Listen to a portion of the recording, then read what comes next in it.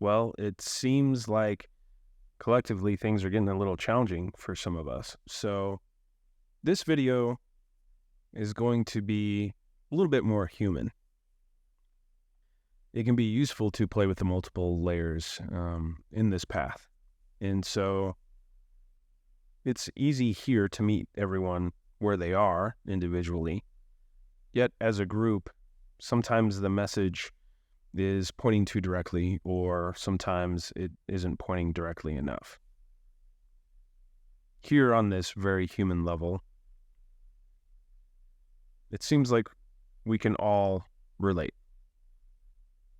There is a point in the path where things seem to get stirred up. And without being too cliche, sometimes it is darkest before the dawn. And this is just an indication, if it's getting a little more challenging, if things seem a little bit more intense, it's a really strong indication that you're getting closer to something.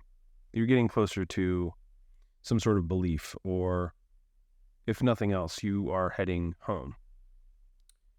And it's simply just because your awareness is more attuned to that which you have traditionally or historically avoided. This is a great place to be, in fact, even if it doesn't feel great. And here, it's not as if there's any desire for you to feel pain. Yet, there is pain that's already there. And even if it's been ignored for very extended periods of time, it's always been there.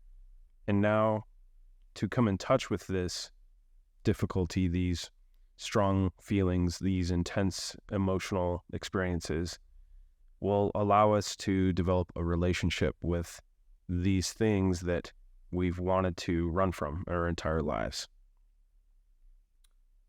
So, be gentle and letting go. When things are really intense, it's useful for us to watch self-judgment. And it can show up in a variety of ways. And sometimes it can look like we are pointing outward and being extremely critical of our environment, of our family, of our friends, or others in general. That critical, irritable behavior that's oriented around frustration or a general feeling of unease is also pointing inward. Listen for the whispers here. Listen for the very subtle thoughts, and not necessarily get caught up in the content, yet to hear it for exactly what it has been saying as a pattern our whole lives can reveal more insight for us. There's nothing wrong with you.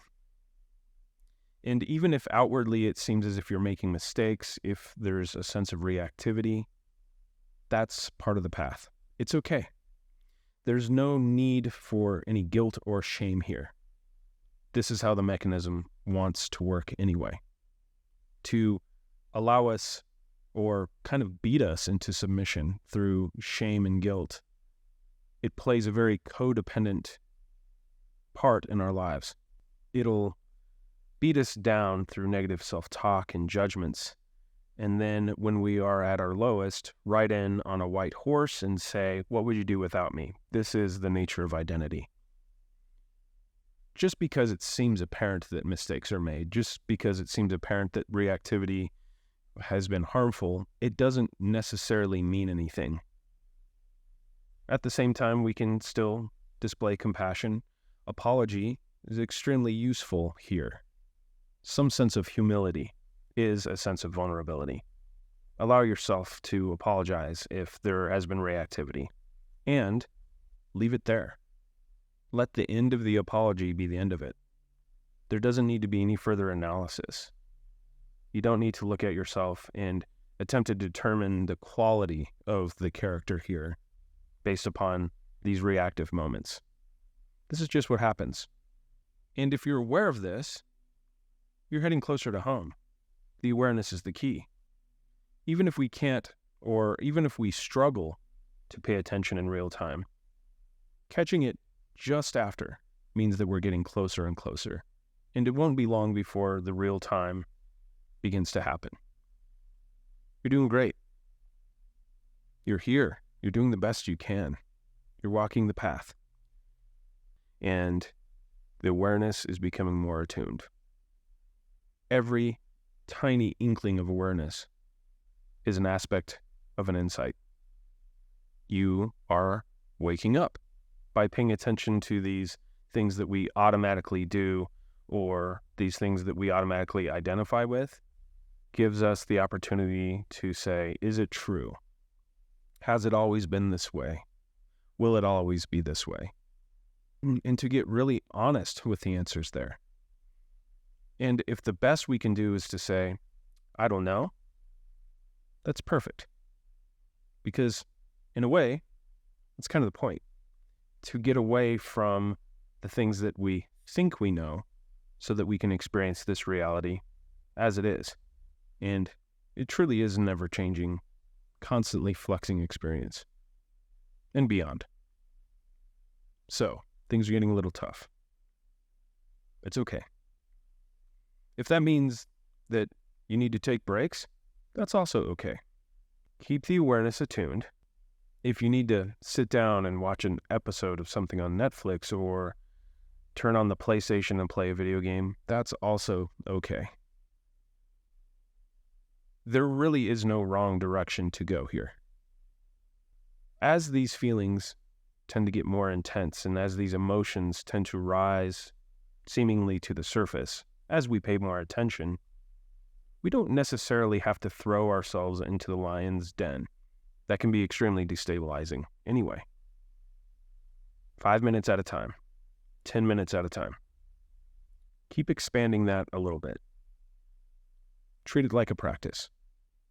Keep practicing sitting meditation and having an overall awareness of the sensational space. If you're out in public or at work or in a social situation and you run into some sort of difficulty, you're aware of the sensation that's arising and you're aware of the thoughts, dismiss yourself and go to the bathroom. If it's in public, spend 5 minutes in a stall and just point to these thoughts, pay attention to what they're saying, and feel. And you will begin to see that these thoughts and these difficult emotions, these difficult sensations in the body, tend to be very much associated. And the closer you become to a belief, the more of this identity onion, the more layers you will begin to peel. This can be done in baby steps. And I know there can be frustration with how quickly this may come about. See if you can let that go too. Be gentle in the self-judgment. If a self-judgment arises, be careful about judging yourself about seeing that judgment. It can quickly become a meta experience where a judgment can arise and then we realize that we had a judgment and then we judge ourselves for having the judgment and then we judge that judgment and we judge. That's all intended to distract. Sit with the judgment and then see how deeply immersed you can get into the sensational space that's associated with that. Be easy on yourself. It's okay to take breaks. Be gentle. Go get a massage. Go get a pedicure and a manicure.